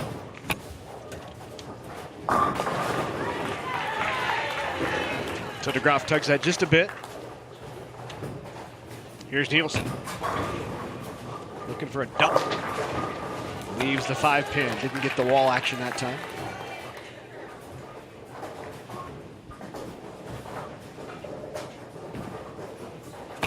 Jaylee finished 2nd in the Pepsi tournament recently. Good cover by Jaylee. Just a sophomore. This is a 2 senior, 2 sophomore team, so look out for Burwell Ord. Of course, Burwell Ord always has kind of been in the hunt, right? 5 trips to the finals on the girls' side. 3 titles in 2008, 9, and 10. They were the runner-up in 2012. Just running into a buzzsaw here in Broken Bow. Well, and it's a strong history that they have that they're looking to continue, hoping that the NSAA is going to choose and elect to have bowling become a sanctioned activity, something that they can continue the tradition that they've already established. Right. So at the turn, or switching of lanes halfway through, it is a 5-pin lead for Burwell Ord. It was that open in the 3rd frame, that 7 miss that opened the door for Burwell Ord to get back into it. And so even though both teams have 4 marks, 2 strikes, 2 spares, and 1 open, it's a 5-pin lead just based on count. Where you get that open, when it happens, what's your count? Oh, there's a great shot by Mayers and a big one. That's a double for Burwell Ord. Chloe Herman here for Broken Bow. Carries a 3.4 GPA and shows goats in the 4-H. So she loves fruit. Loves carrots, loves celery. Mayfield. some work to do there as she has the 3-5-10. The best way to go about this is put the ball, especially with her backup rotation, go between the 3 and the 10. The 3 takes out the 5, and the ball takes out the 3 and the 10. That was, that's 2 pins a count you do not want to give up in a situation where it's a tight game. So Broken Bow with 88 through 6, and they've got some work to do to wrap this up in 3. And that was on a strike, so that's even more costly because the 2 pins that she would have gotten there are actually equal to 4. 7 miss. There's Jaylee DeGroff. You know, we talked about the push to have high school bowling established and recognized as a high school state sport at Nebraska School Activities Association sport. This would be one of 2 winter sports that are available for girls in Nebraska. If it does not get approved to be an NSAA sport, we still only have 1 winter sport available for girls in Nebraska. So it's really something that these girls are looking for, the opportunity to continue to represent their school and be varsity athletes at their school and be able to letter not only academically, which many of them have, but also athletically. Well, that's a big spare there for Burwell Ord because the back-to-back opens for Broken Bow and the open by Burwell Ord. If Burwell Ord's trying to stay in this, they need to win this game or it's going to be over. And Lizzie Nielsen with the washout, certainly a makeable spare. Olivia Hill.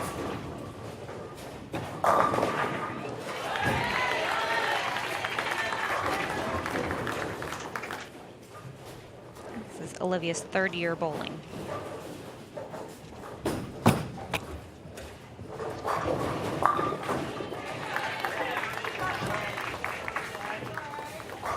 A lot of work to do here. If Broken Bow is going to come back from this one, they're going to have to likely strike in the 9th and at least throw 2 in the 10th to get back into this. Although that open there helps them out a bit, opens the door. A big shot right here. Needs to finish and it won't. Just kind of carry down and skid. Did not get the reaction that she was looking for. So the 8 spare, 146. If Burwell Ord and Molly Mayers can just mark right here, they will win this game number 3 and send it to a 4th. Not the easiest spare in the 2-5, but not difficult either. The 2-5 is certainly choppable, and that's not going to matter now because of the open. So the best now that Broken Bow can shoot is 140, and already Burwell Ord with 146. So Burwell Ord will take this game number 3 and push this to a 4th. Good spare.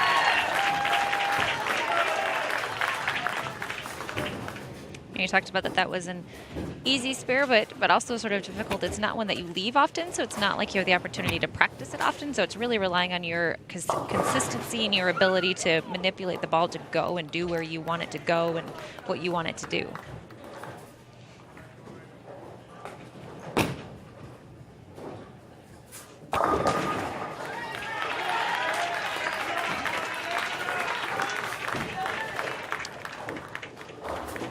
.164 for Burwell Ord, and that will be enough to take this game number 3. Give it a run. Just a 119 there, lowest game of the match here in Class C so far, but it's still a 2-1 lead for Broken Bow as we head now to the 4th. Still a must-win situation for Burwell Ord if they want to push this to a deciding 5th in this best of 5. Burwell Ord must win, and they'll lead off with Olivia Hill.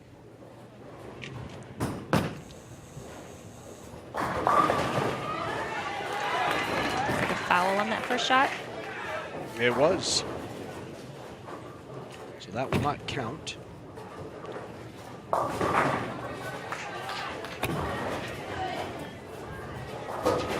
You can really see how Nielsen and to an extent Herman also have seen the oil push down the lane because the last 2 shots have just not finished. Absolutely. Haven't reacted.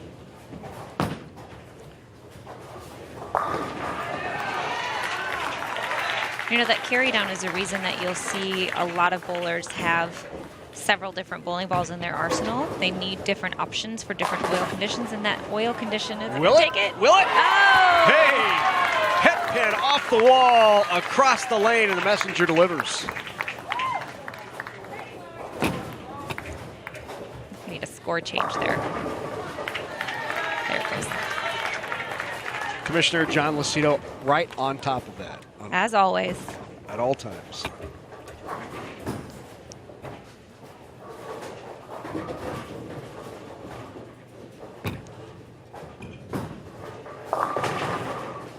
Crosses over. Another one. Wraps the 3, but does not carry. Important cover here. Needs to get out there and doesn't. That's back-to-back opens for Burwell Ord. Can open up a 20-pin lead here with the mark right here. Should not be a difficult cover. 3-pin. And covers it easily.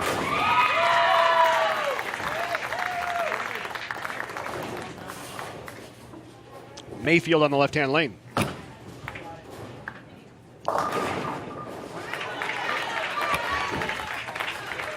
3-5-6 remaining for Mayfield. And Wells. You know, as you're watching at home, if this is a sport that you say, yeah, this is something that does need to be recognized by our high schools, a proposal to have this be a sanctioned activity is heading to an NSAA legislative districts for vote on January 10th of next year, just coming up in a few short weeks. Not every city in Nebraska has a local bowling center, but most of us are within a 10-mile radius of the 85 bowling centers that are in Nebraska. And so kids can, they have different options. Some of our teams in different districts and different levels combine together to make a team, but it's something that so many of our kids want. We would join over 30 other states that do recognize high school bowling if this were to pass. So we encourage you to support and to let your school administrators know that it's something that we want as a state.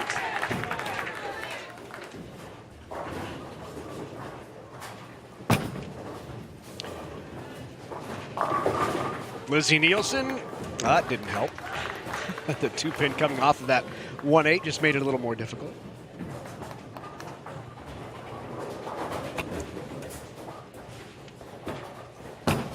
Here's DeGroff looking to cover. That is the 4th consecutive open for Burwell Ord.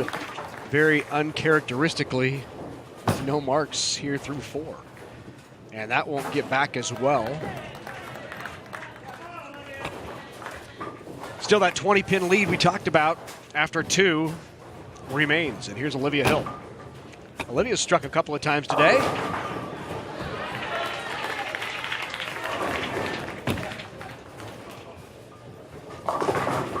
You can see the move that she made right.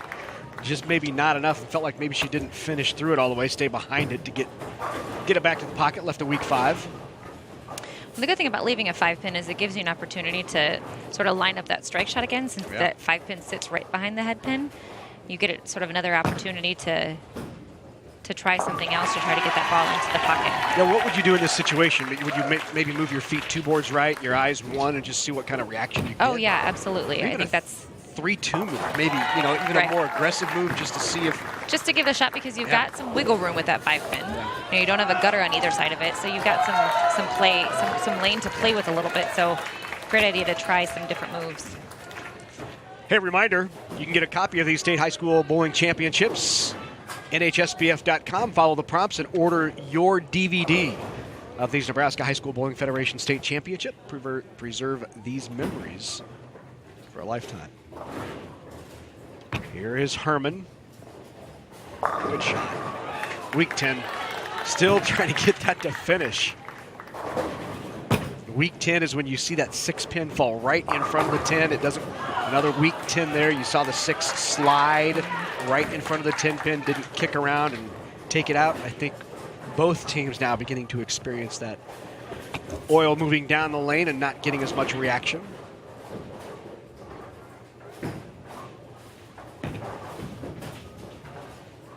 And a good cover on the 10. So important to stay clean and pick up your spares.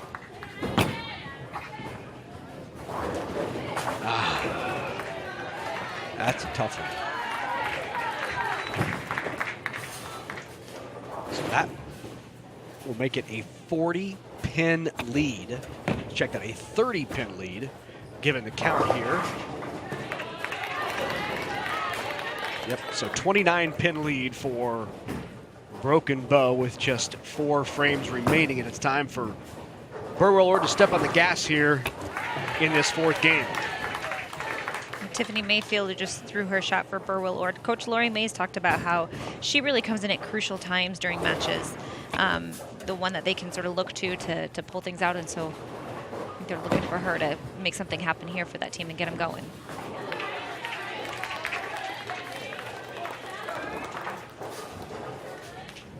.100 even through 7 for Broken Bow after that miss, and now a chance to cut into the lead if we can get a spare here, and just misses. Nielsen wasting no time, right up on the lane and attacks, crosses over. Here's the 139. Important shot here for Jaylee DeGroff as we head into the last 3 frames. They're down by 28, need to get something going. Can she put one right in the pocket? Yes. Did she carry? No. Does not get the 7th pin to go.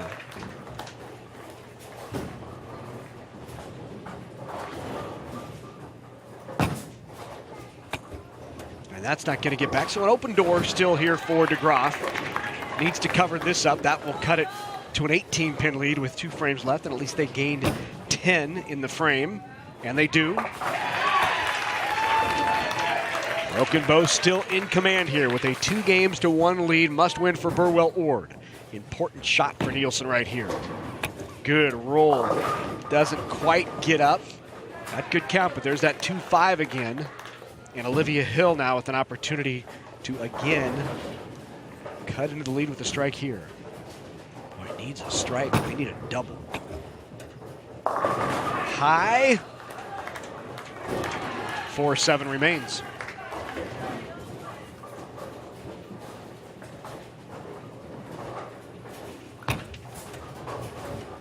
Will it cover? It does.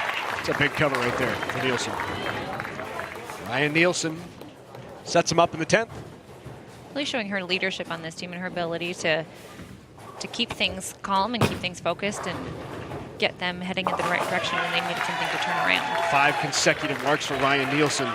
That was a big spare there in the 9th. So here's the situation. A mark here by Broken Bow really shuts it out. That's not going to get back. Ooh.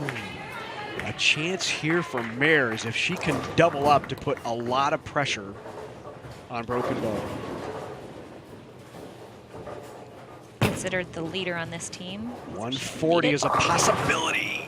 No. So 129 now the best, and 130 already for Broken Bow, so that does it. And a first ever state championship won for the Indians of Broken Bow.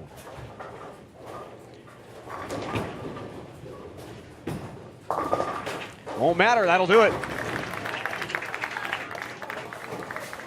That 6-2 gives them a 132. 129 is the best now that Burwell Ord can have, but slides by and finishes with a 109. 132, 118 is the final here in game number 4, and Broken Bow has won that school's first ever state championship. And you see the tears starting to come down as those 2 outstanding bowlers, and Ryan Nielsen and Chloe Herman, who were on the boys team last year, finished runner-up.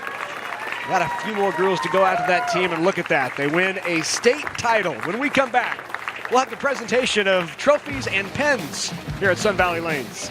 Stay with us on NET.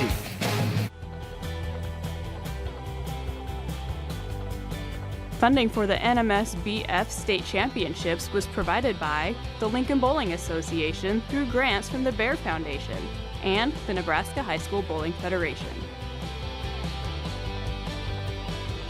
Reminding you that over 1,000 high school students compete statewide in varsity bowling.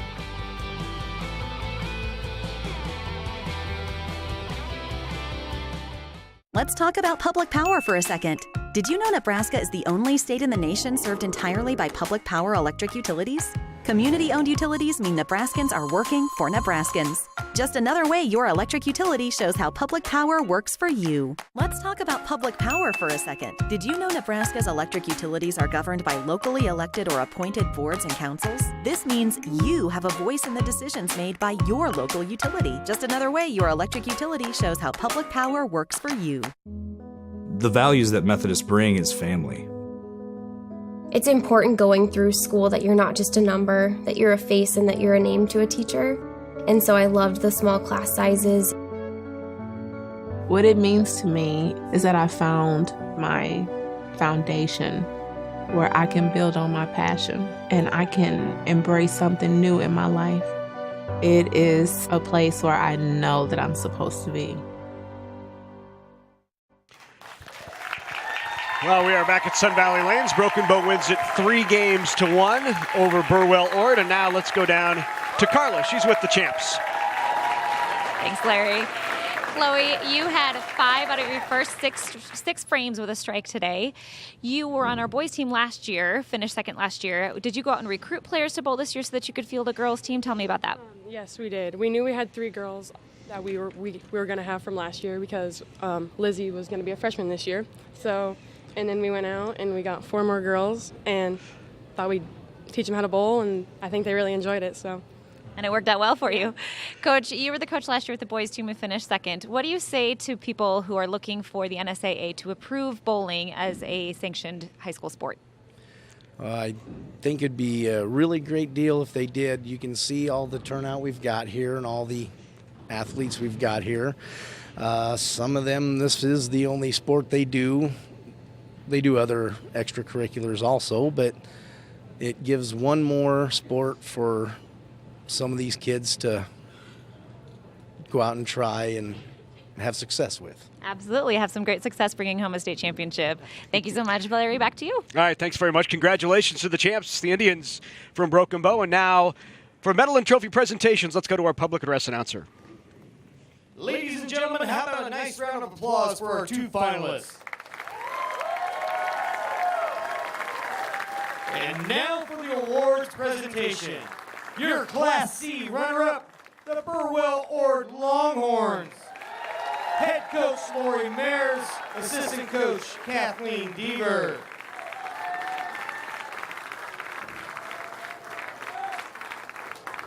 Olivia Hill.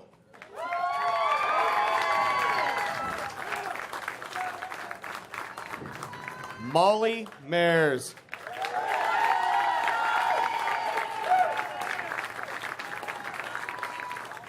Melissa Deaver.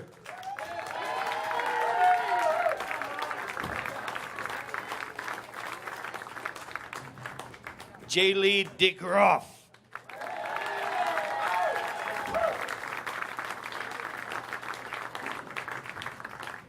Tiffany Mayfield.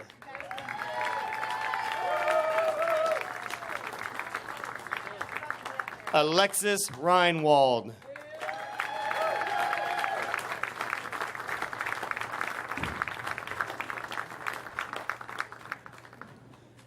Ladies, here's your runner-up trophy. Congratulations to the Burwell Ord Longhorns, your Class C girls runner-up.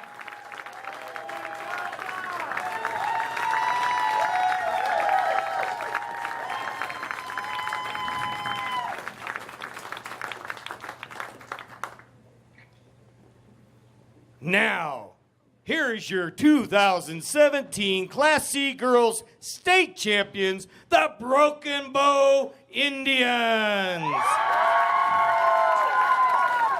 Head coach Justin Province, assistant coach Chuck Herman. Ryan Nielsen.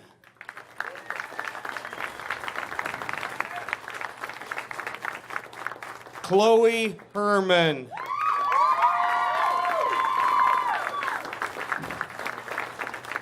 Madison Wells.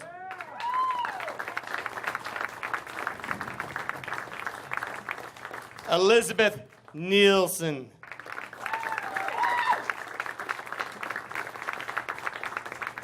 Frederica Baker.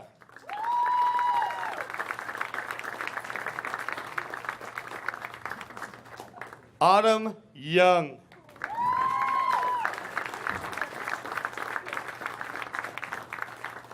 Caitlin Ninneber.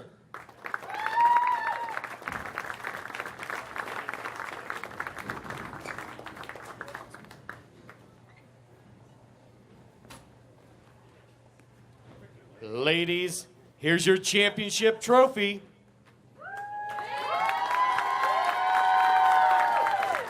This is your 2017 Class C Girls State Champions, the Broken Bow Indians.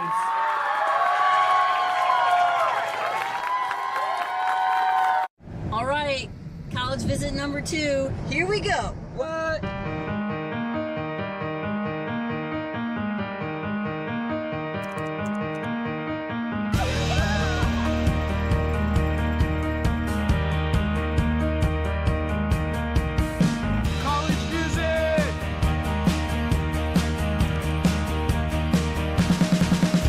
Learn more from Education Quest at govisitcollege.org.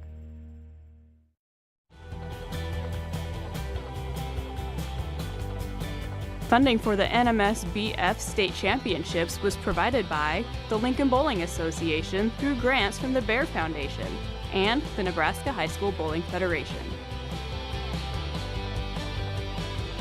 Reminding you that over 1,000 high school students compete statewide in varsity bowling.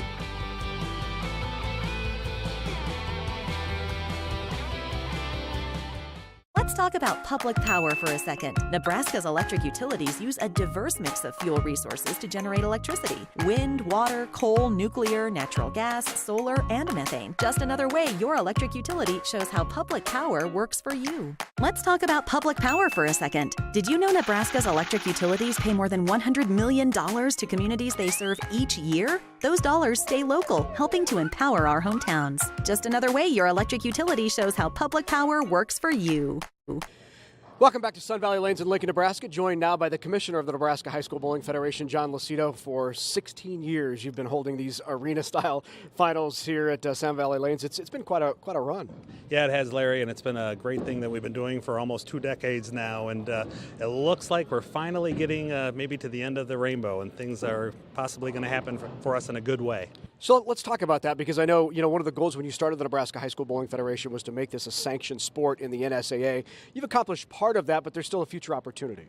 Yes, so several things have been happening. The way that the legislative process works for the NSA is that there's really 3 votes, and we have made it past the first of the 3, which has never happened before.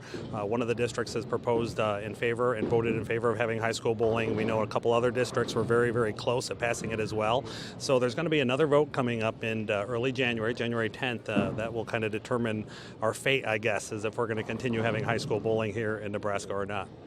I know you have been a pioneer here with the TV finals and the arena-style finals and having it on television for high school bowling, but in terms of the sport being sanctioned in states, this really isn't pioneering. This is happening all across the country. Yeah, we're in the back half, unfortunately. There's 32 states that have already approved high school bowling as a varsity sport in their states, and we are trying to catch up with them and get there as well. We would have been pioneering 16 years ago when we started out on this quest, but we've fallen behind a little bit. But we're getting close, so we're excited that it actually might happen now. Several neighboring states as well? Yes, Iowa and Kansas both have traditional high school bowling as a varsity sport, and we want to bring it here to Nebraska too. We have more than 1,000 kids competing in any given year, and it's a great thing. I mean, more than 85, sometimes upwards of 90% in any given year don't compete in any other NSA varsity sport. So we know we're filling a need. There's kids that are not having the opportunity to compete for their high school, and we're filling that for them, and we've been very proud of doing that for so long. Seems like a different demographic than the student that typically participates in other sports. We see that throughout the years. Yeah, bowling's very unique. I mean, it crosses genders. You both male and female can compete on an even level, and you don't necessarily have to be the tallest or the fastest or the strongest kid. You just have to have some hand-eye coordination and some ability to repeat shots, and you can compete very well on the bowling scene. So it's a great thing. The kids that don't necessarily have those opportunities are getting them through bowling. So you're speaking to obviously a fan base now that's watching the finals on NET. What would you say to parents, to players, to students who are interested in seeing this continue? Because this could be the last year of the NHSBF if it doesn't move on to be sanctioned. Correct. This is the last year that we were budgeted for because we thought we had done all that we could do to get this done. So if there's parents, students out there that would like to have high school bowling, I mean, the way to go about doing it is that the schools are the ones that have to really request it. And that starts with the principal and the athletic director at every local high school here in the state. And if they really would like to see this get done, they need to go and explain their feelings of how they feel about bowling and why it should be a sport and what it is that it means to them. Finally, everything that you have meant to this sport in the state of Nebraska, you've really been at the forefront and charging this lead for 20 years. Talk about what you and your staff has done to help support this sport in the state, because it's been remarkable. Yeah, we treat this sport like we do all the other major events, and we've hosted an international world championship here. We host the collegiate national championships, and this event deserves the same credibility that all those events get too. So we do the best that we can. These are the pros out here. It doesn't matter. It's the best that we can do, and we want to make memories for these kids. Well, best of luck. Thank you very much, Larry. That's John Lucido, the commissioner of the Nebraska High School Bowling Federation. When we come back, the Class B state championship is just ahead right here on NET Sports.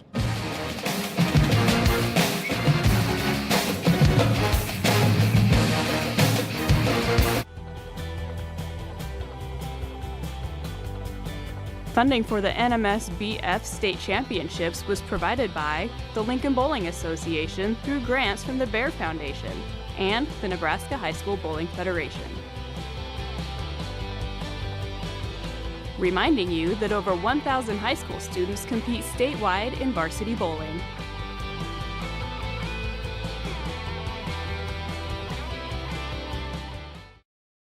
For me, asking why is just getting started. It's more than an activity. It's me doing what I love. I'm not a stereotype. When I rewrite the rules, things get better. I know that all these experiences matter. These moments will help me become something more. Little things always lead to something bigger. Do it. Track it. Earn it. What you're doing now will help you get scholarships later. Find resources from Education Quest at trackyoursuccess.org. The values that Methodists bring is family. It's important going through school that you're not just a number, that you're a face and that you're a name to a teacher. And so I loved the small class sizes.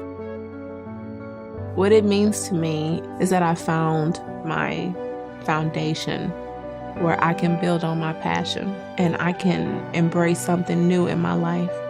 It is a place where I know that I'm supposed to be.